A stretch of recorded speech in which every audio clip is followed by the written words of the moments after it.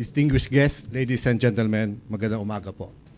First of all, let me thank all of you who are here with us this morning.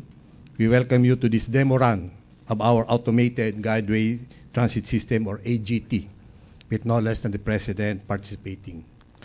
As some of you probably know, after the first prototype was tested at the DOST compound in Taguig, we have set up this 465-meter elevated test track in collaboration and partnership with UP and installed our second prototype. We have been commissioning this AGT since December, and since then, the test results have been very positive. This project is consistent with what we have been doing at DOST, which is to continually find better ways of doing things, a smarter way to come up with new and better products, processes, services, and systems to improve the lives of the Filipino people. We have always been leveraging science and technology to come up with innovative solutions to our country's persistent problems. One of our most persistent problems, not only in Metro Manila, but increasingly even emerging cities outside the capital, like Cebu, Davao, and Baguio, among others, is the traffic congestion, which impedes citizen mobility, resulting in billions of pesos in lost man-hours, not to mention the pollution created, which have negative impact on our citizens and on the environment. It is widely recognized worldwide that mass transit systems like our MRT and LRT are the most optimal or efficient ways to transport people per given right-of-way and space. However, available mass transit systems are expensive, requiring significant government subsidies for it to be able to offer affordable fare and still remain viable. The challenge, therefore, is how to develop mass transit system that would cost substantially lower than present available system, both in acquisition and operating and maintenance cost. Ladies and gentlemen, we are pleased to formally introduce you today our AGT system, which is DOST initiative to meet the challenge of developing an affordable mass transit system. It is 100% locally designed, developed, and fabricated. It costs only approximately 1/3 to 1/5 of the equivalent mass transit system currently available. Its maintenance cost will be substantially lower, while energy cost would be comparable. We are currently finalizing the design of the third model of our AGT, which will be incorporating improvements from the current prototype which you see today.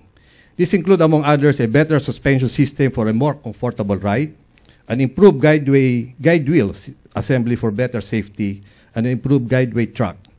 This improved model shall be the system that will be offered for adoption and commercial operation. Just like to mention also that this is the smaller model, which every car would can accommodate 60 passengers, while we have another model which can accommodate 120 passengers. So that is equivalent to the MRT.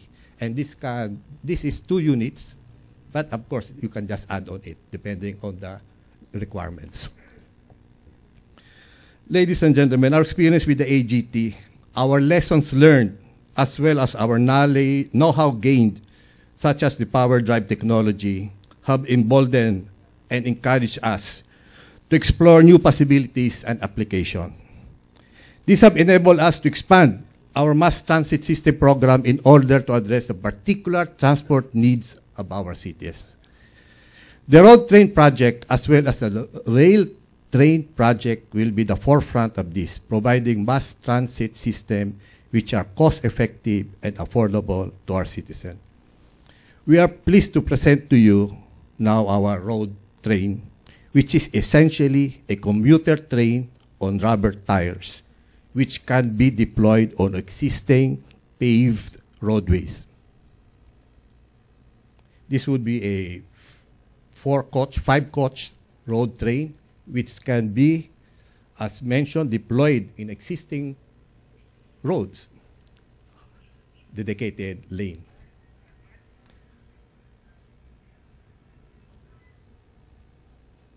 This is, again, just like AGT, it's powered, it has its motor, but the power here would be coming from its own generator. It will be also regenerative, meaning once it's break, it captures or store the energy, which will be used for acceleration. We're talking here of generators, 200 horsepower motors for every coach.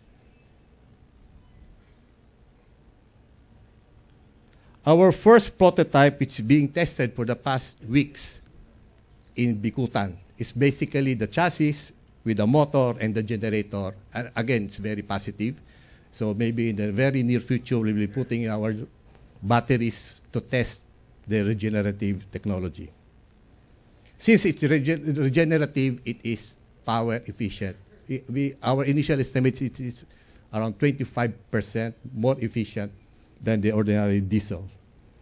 It is designed as a mass transit system, meaning that it will accommodate more standing. So in a per square meter, it optimizes space talaga para mas marami ang makasakay. It has wide doors for entry and exit. It will be stopping everyone, depending on initially about every 1 kilometer. It's fully air conditioned. It's really designed to be very pleasant. Again, it's designed to have 120 passengers per coach, equivalent again to MRT, but on the ground level.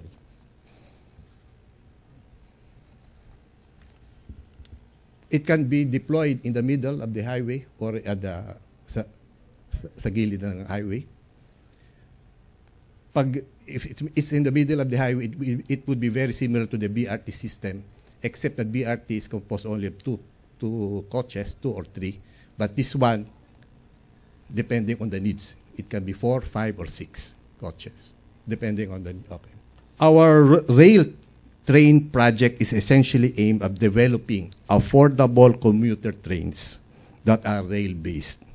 These trains are designed so they can be deployed to any of our existing railway system, MRT, LRT, and PNR, which have different rail specification.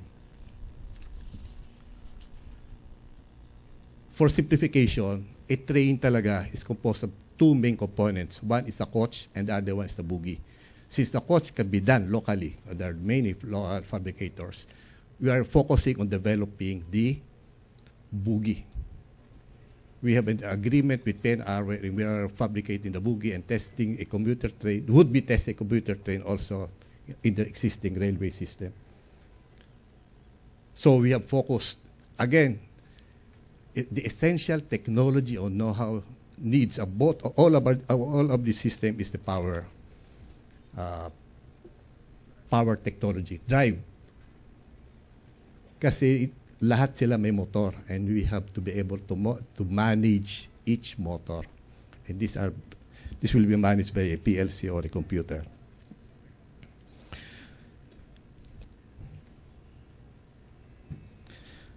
Ladies and gentlemen, may I take this opportunity to thank each and everyone who contributed to the AGT project and who are continuing working on the other initiatives. All of those who spent long hours designing, developing, testing the system, transforming a good idea into a working model.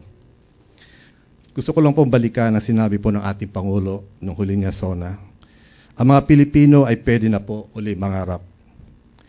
Kaya mangarap na uli po tayo. Tanggalin po natin ang ating mga thought barriers.